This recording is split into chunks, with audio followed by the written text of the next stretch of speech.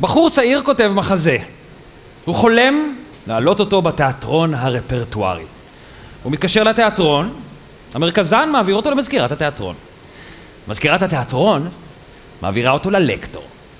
הלקטור מעביר אותו לקופה, מהקופה למחירות, מהמחירות לתיאטרון הצפון, מהצפון לדרום ומשם חוזר חלילה. הימים חולפים, שנה עוברת, אבל האמונה לעולם נשארת. שיום יבוא, הוא יוזמן למשרדו של המנהל האומנותי לפגוש פנים אל פנים את חורץ הגורלות. יפתח אופיר וארז דריגס, קטע מתוך ההצגה תיאטרון רפרטוארי. הזהרה, שימו לב, הקטע הבא עלול להכיל תכנים קשים לצפייה.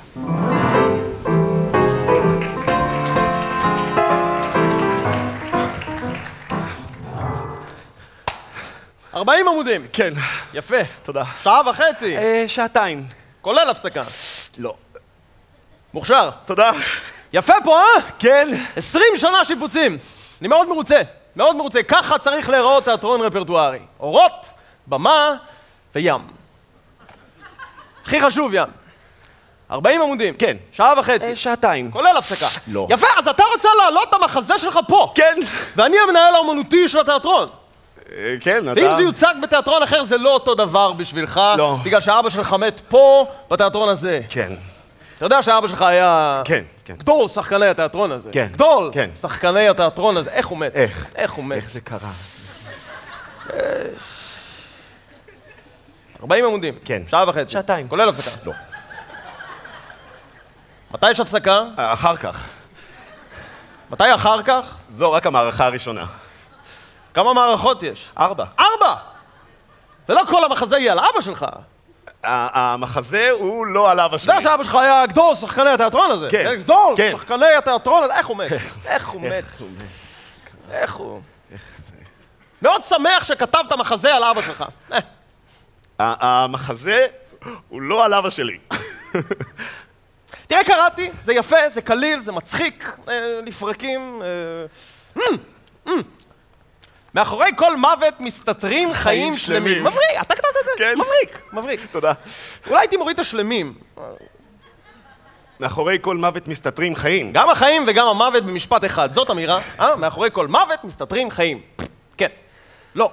אולי מספיק מאחורי כל מוות מסתתרים. לא צריך את החיים. בלי חיים? אני לא אוהב את החיים. מאחורי כל מוות מסתתרים? חשבנו שהמוות זה סופי, אבל מאחוריו יש עוד משהו. עוד חיים. בדיוק, עוד חיים. אולי מספיק מאחורי כל מוות. מאחורי כל מוות. למה להאכיל את הקהל בכפית שאנשים ינחשו מה יש מאחורי המוות? אולי פשוט נשאיר את המילה מאחורי. סליחה? אולי פשוט נשאיר את המילה מאחורי, ככה אנשים ינחשו מה יש מאחורי המילה מאחורי.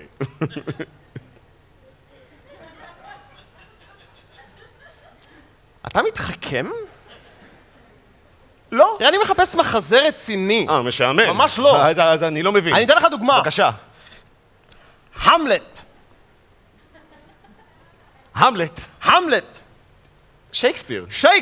שייקספיר זה טוב. שייקספיר זה רציני. אבל אני לא שייקספיר. זה בדיוק מה שאני מנסה להגיד. אתה לא שייקספיר. אבל אתה מחפש את שייקספיר. אתה רוצה עוד דוגמה? בבקשה. המלט. אמרת המלט.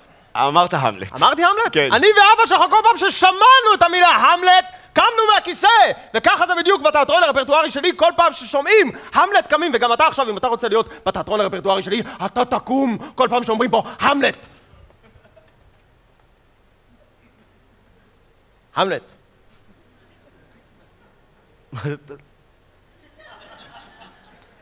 המלט.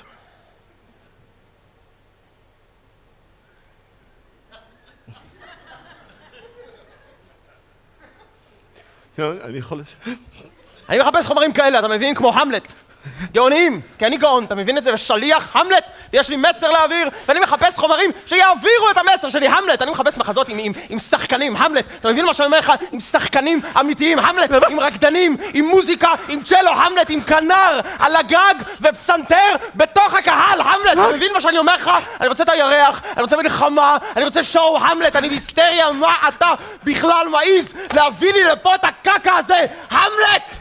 פה זה תיאטרון רפרטוארי, ואני, המנהל האומנותי, של התיאטרון הרפרטוארי! המלט! המלט! המלט! המלט!